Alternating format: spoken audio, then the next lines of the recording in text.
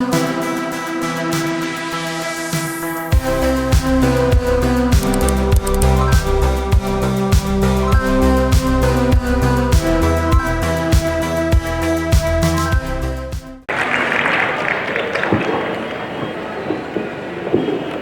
भारत माता की।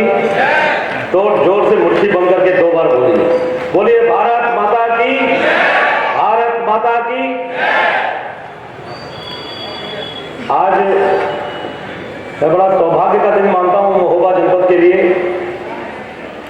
कि आज पुनः जो बीच में अपनी महोत्सव की जो कड़ी, जो परंपरा जो थोड़ा सा टूट सी गई थी, आज पुनः कई वर्षों के बाद जिस महोबा नगर का नाम ही महोत्सव नगर था, वो महोत्सव से वंचित था। तो हम लोगों को भी कई बार लगता था, लेकिन मैं बड़ा सौभाग्य का दिन इसलिए भी मानता हूं कि आप सभी लोगों की जनभावनाओं का आदर करते हुए यहां पर बैठे हुए सभी नगरवासियों ने, नगर के जनपद के सभी अधिकारियों ने मिलकर के इस परंपरा को पुनः जो प्रारंभ किया है। इस कार्यक्रम में यहां पर उपस्थित महोबा के लोकप्रिय विधायक आदरणीय श्री राजेश गोस्वामी जी, हमारे पार्टी के अध्यक्ष और एमएलसी आदरणीय श्री जितेंद्र सिंह सेंगर जी, हमारे आदरणीय श्री राजेश जी भाई साहब, डॉक्टर कमलेश सक्सेना जी, यहाँ पर उपस्थित हमारे आदरणीय सौरभ तिवारी जी, आदरणीय जिलाधिकारी महोदय, आदरणीय कप्तान साहब, हमारे आदरणीय जिला प्रचारक जी, आदरणीय श्री चक्रपाणी त्रिपाठी जी, श्री संदीप शुक्ला जी, श्री अवधेश गुप्ता जी, आदरणीय श्री कुमार गोस्वामी जी, कुमार साहब, दाऊ तिवारी जी, यहाँ पर उपस्थित जनपद के समस्त सम्मानित जन, समस्त अधिकारीगण, कर्मचारीगण और नगर से पधारे हुए सभी भाइयों बहनों, महोबा जिला 28 साल पहले बना और पीढ़ियां बदल जाती हैं। होता था तो उसी नारे की श्रृंखला में वो बड़े बुजुर्ग होने के बाद भी वो हमेशा नारा लगाते रहते थे, आधी रोटी खाएंगे महोबा जिला बनाएंगे। और इस नाते एक बड़ी, हम लोग उस समय छात्र थे और जब देखते थे कि क्योंकि हम गांव के रहने वाले हैं, हमारा गांव भी पास में है, तब महोबा तहसील के निवासी थे, तो हमारे गांव से, आसपास के गांव से लोग आके रात में हमारे घर में रुकते थे, क्योंकि सुबह उनकी 7 बजे हमीरपुर में तारीख होती थी और लास्ट बस जब चलती थी तो महोबा में 7 बजे के बाद फिर कोई हमीरपुर के लिए बस नहीं मिलती थी। तो जब उनको तारीख करनी पड़ती थी तो रात में आके महोबा रुकना और सुबह 4 बजे की बस से बैठ करके खराब सड़कों से हमीरपुर पहुंचना और तारीख करके फिर शाम को महोबा आना और महोबा आने के बाद फिर अगले दिन अपने घर जाना। कहने का मतलब 3 दिन में जिले से तारीख होती थी। ये याद करना इसलिए भी जरूरी है, आज बहुत बदलाव का दौर है, बहुत विकास हो चुका है, बड़ी संभावनाएं हैं। आज जनपद, किसी भी जनपद का आदमी उत्तर प्रदेश का, प्रदेश की राजधानी या देश की राजधानी एक दिन में जाकर के वापस आ सकता है, लेकिन उस समय संसाधनों की कमी, पब्लिक ट्रांसपोर्ट की प्रॉब्लम इस को और व्यवस्थित तरीके से गति दी।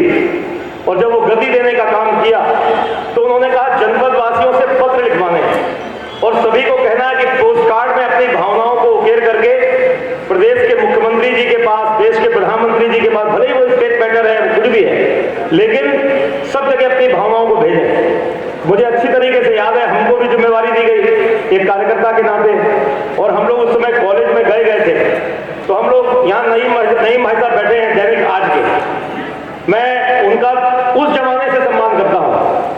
कभी मैं राजनीतिक जीवन में, मेरा भी 25-30 साल का होने जा रहा है, आज तक यहाँ जिले के सभी पत्रकार बंधु बैठे हैं, आज तक मैंने एक लाइन भी अपने लिए कभी लिख करके उनको न्यूज नहीं दी कि ये मेरी न्यूज या मेरी फोटो छाप दीजिएगा।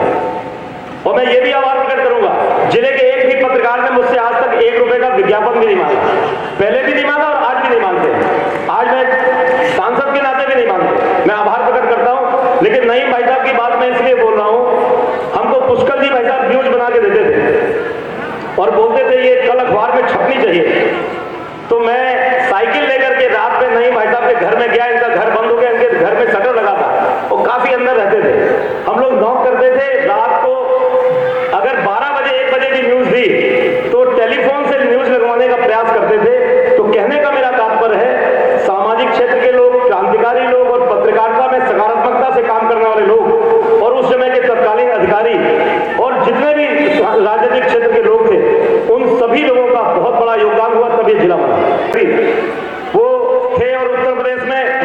की सरकार को विधायकों की कमी थी और कई दलों से लोग वहां आ रहे थे। पुष्कर जी भाई साहब ने भी कहा हरमर्दन सिंह जी नाना जी से कि नाना ये आपके लिए बहुत बड़ा अवसर है, क्योंकि हम लोग उस आंदोलन में पूरे आंदोलन के पार्ट थे। हम लखनऊ में गए, जेल में बंद हुए, गांव गांव घूमे, सब जगह गए, हर घटना के हम लोग उस समय के गवाह हैं। मैं खुद गवाह हूं घटना का। तो जब भी गए, जहां भी मिलने गए, मुख्यमंत्री से मिलने गए, चीफ सेक्रेटरी से मिलने गए, कभी भी गए तो जो 5-10 लोग जाते थे उसमें मुझे भी जाने का मौका मिलता था। हरमर्दन सिंह जी ने उनको बहुत प्रलोभन दिए गए, लेकिन पुष्कर जी भाई साहब ने बोला कि नाना आप सज्जन व्यक्ति हो, कहीं भटक मत जाइएगा, आपको अड़ जाना है कि हम आपका समर्थन करेंगे, लेकिन आपको महोबा जिले की बात से पीछे नहीं हटना है। भले वो किसी दूसरे विचारधारा में काम करने वाले हैं, लेकिन उनका भी बहुत विशेष योगदान है। और पुष्कर जी भाई साहब की बात मैं इसलिए कर रहा हूं कि हम लोग गांव गांव पोस्ट कार्ड लेकर के गए और कहा कि महोबा से कितने पोस्ट कार्ड चले जाए। हम लोग भी बच्चे थे तो आसपास किसी भी डाकखाने में पोस्ट कार्ड नहीं मिलते थे। हम अपनी जीप लेकर के बांदा गए, वहां पे जितने पोस्ट कार्ड बांदा डाकखाने में मिले वो भर के अपनी गाड़ी में लेके आ गए और जाके हमने कहा कि सबसे ज्यादा लिख जाए, गांव गांव में बांटना शुरू कर दिए।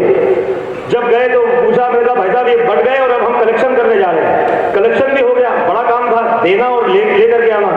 तो पुष्कर जी भाई साहब बोले नहीं ये सब फर्जी बात है, इसे हम नहीं मानते। बोले आपने उनसे 15 पैसे लिए कि नहीं लिए पोस्ट कार्ड के? हमने नहीं भाई साहब 15 रुपए के 100 मिलते हैं, 15 पैसे लेके क्या करेंगे? बोले कभी जिला नहीं बनेगा।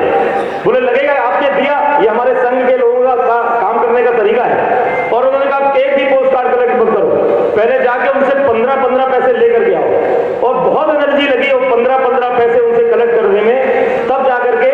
लेकिन जो लोगों ने अपनी भावनाएं और अपने विचारों को उकेरा, निश्चित रूप से मैं कह सकता हूं उसमें कौन कौन से नारे निकल के आए। उस समय नारा निकला, धन श्रम समय बचाया जाए, महोबा जिला बनाया जाए। क्योंकि लोगों का धन भी लगता था, श्रम भी लगता था, समय भी लगता था। भीख नहीं, अधिकार चाहिए, हमें महोबा जिला चाहिए। अनेक प्रकार के नारे बहुत लगे, बहुत लोग बुजुर्ग लोग बैठे हैं। ऐसा नहीं कि मुझे मंच में आने का मौका मिला तो मैंने बोल दिया तो सब कुछ मैंने किया। मैं उसमें छोटी सी एक इकाई के रूप में काम करने का मौका मिला। अधिकारियों का योगदान मैं क्यों बोलना चाहता हूं, मैं तो जानता भी नहीं था। हम लोग लखनऊ गए मिलने के लिए, इसलिए इनको मैंने पहले बुला लिया। कहने का मतलब जब कोई अधिकारी किसी क्षेत्र में, नगर में रहता है तो उसको वहां से लगाव होता है। जो लोग यहाँ से चले गए, ट्रांसफर हो गए, रिटायर हो गए, वो भी हमेशा चाहते होंगे कि महोबा कैसा है। कुछ दिनों बाद देखेंगे तो कितना बदला हुआ है। मैं निश्चित रूप से जिला प्रशासन का, जिलाधिकारी महोदय का मैं दिल से आभार प्रकट करता हूं कि आपने बड़ी सकारात्मकता के साथ में यहाँ के जितने पर्यटन केंद्र हैं उन सभी को आपने उनको उनका सम्मान दिलाने का जो आपने प्रयास किया है, निश्चित रूप से इसके लिए आप आदर के पात्र हैं। और अभी जब आप डायट से जब बोल रहे थे तो मुझे अच्छा लग रहा था कि आप एक एक मॉन्यूमेंट का नाम ले रहे हैं। किसी भी जगह, किसी भी क्षेत्र में जो भी हिस्टोरिकल मॉन्यूमेंट्स हैं, अगर उनका महिमा मंडन नहीं होगा तो मैं समझता हूं कि वहां पर पर्यटक कभी नहीं आ सकते। और झूठा महिमा मंडन नहीं, एक्चुअल महिमा मंडन जिसके वो हकदार हैं। महोबा का इतिहास है, आपने यहां से सांसद बना के भेजा है। देश भर के लोग कहीं होते हैं, पूछते हैं कि आप कहां से एमपी? मैं बोलता हूं कि मैं बुंदेलखंड क्षेत्र से हूं, हमीरपुर कॉन्स्टिट्यूएंसी है।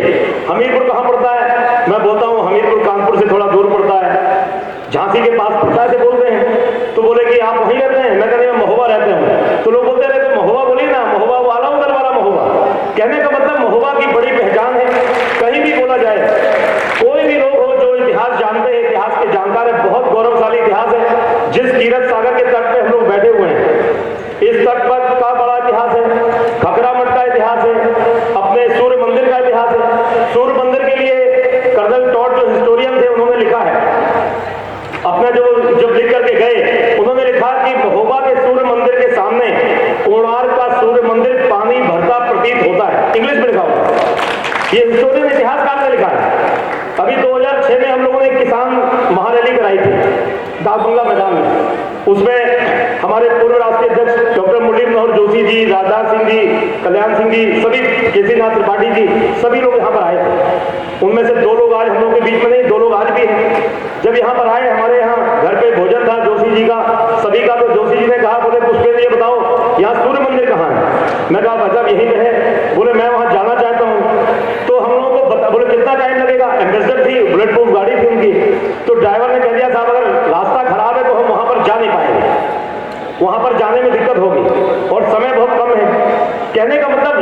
भी कितना महत्व होता है, और क्योंकि वो फिजिक्स के प्रोफेसर थे, रात खूब आगे बढ़ाया।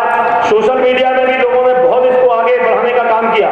हमारा गोखागिरी पर्वत हो, चरखारी हो, आसपास के पूरे जितने तालाब हो, इतने बड़े तालाब कहीं देखने को नहीं मिलते। जो हम लोग यहाँ रहते हैं, पहाड़ हिल स्टेशन में कहीं जाते हैं तो आप देखते हैं तो हम लोग को लगता है कि पहाड़ दिख रहा है, हिमालय की चोटी दिख रही है। वहां के लोगों को उसका महत्व कम पता होता है, लेकिन हम लोग उसके लिए तरसते हैं। जब कोस्टल एरिया में जाते हैं, समुद्री क्षेत्र में, तब हम लोगों को समझ में आता है कि भाई बहुत अच्छी चीज है, वहां के लोगों को पसंद नहीं आता। ऐसे जब जो बुंदेलखंड आता है, वो बोलता है यहाँ पानी भी है, खेत हरे भरे हैं, जंगल है, पहाड़ है, तालाब है, नदियां हैं, झीलें हैं, ये ऐतिहासिक इमारतें हैं। मैं समझता हूँ अपने बुंदेलखंड में सब कुछ अपने पास उपलब्ध है, और विशेष रूप से भारत के दक्षिण में अपन लोग मध्य में स्थित हैं। तो महोबा का जो महोत्सव है, ये जो परंपरा जो बहुत लंबे समय से, जो शुरुआत में 95 से शुरू हुआ था, और पहली बार पॉलिटेक्निक ग्राउंड में, दाऊ को याद होगा, पॉलिटेक्निक में महोबा महोत्सव का आयोजन हुआ था। दाऊ विनोद कुमार जी बैठे हैं, बहुत अच्छा आयोजन हुआ था। उमेश सिन्हा जी थे उस समय जिलाधिकारी, उन्होंने बहुत शानदार आयोजन किया था, बड़े कंपटीशन हुए थे। मुझे इसलिए भी याद है कि पुलिस लाइन जहां कलेक्ट्रेट बन गई, वहां पर तब कलेक्ट्रेट नहीं थी, तो वहां पर राइफल शूटिंग कंपटीशन भी हुआ था। हम लोगों को भी सौभाग्य मिला था, मुझे राइफल शूटिंग कंपटीशन में फर्स्ट प्राइज मिला था, निशानेबाजी में। हम लोग भी इस समय छोटे थे, लगता था अगली बार फिर मौका मिलेगा, और हम लोग अगली बार कंपटीशन नहीं हुआ, हम लोग को मौका नहीं मिला। कहने का मेरा मतलब है, जितने भी मंच पे हमारे महोबा का गौरव बढ़ाने वाले हमारे जितने सभी हमारे छोटे भाई बहन यहाँ बैठे हैं, इन लोगों ने महोबा की जो गौरव गाथा है, इसको जितना राष्ट्रीय स्तर पर, राष्ट्रीय पटल पर महोबा का जो गौरव बढ़ाया है, आप सभी का भी मैं विशेष रूप से आभार प्रकट करता हूं। और ईश्वर से, मां सरस्वती से मैं प्रार्थना करता हूं कि यहाँ का अपनी जन्मभूमि का गुणगान करने के लिए प्रत्येक व्यक्ति में ये सामर्थ्य प्रदान करे कि वहां की सत्यता को, वहां की ऐतिहासिकता और पौराणिकता को सभी को समझने का मौका मिले, और निरंतर हमारा महोबा इसी प्रकार से आगे तेजी से बढ़ता रहे। निश्चित रूप से बढ़ेगा, लेकिन जो हमारे बुजुर्ग हैं, जो उनको चलने, इस बात के लिए शुभकामनाएं देता हूं कि अगर ग्लास ब्रिज और रोपवे दो में से कम कोई एक काम, अगर जितनी जल्दी से जल्दी अगर उस दिशा में हम लोग बढ़ेंगे, तो मुझे पूरा विश्वास है महोबा में बहुत से बेरोजगार लोगों को रोजगार भी मिलने का अवसर प्राप्त होगा। पर्यटक आसपास से, बुंदेलखंड से, दूर से उस ग्लास ब्रिज को देखने के लिए यहाँ आएंगे, हमारे यहाँ का सम्मान भी बढ़ेगा, रोजगार भी बढ़ेगा। और पुनः सभी लोगों का आभार प्रकट करते हुए, और जिला प्रशासन का आभार प्रकट करते हुए कि आपने पुनः इस परंपरा को पुनर्जीवित किया, और ये परंपरा निरंतर रूप से आगे चलती रहे, और महोबा का गौरव बढ़ता रहे, यही ईश्वर से प्रार्थना करते हुए अपनी बात पूरी करता हूँ। जय जय।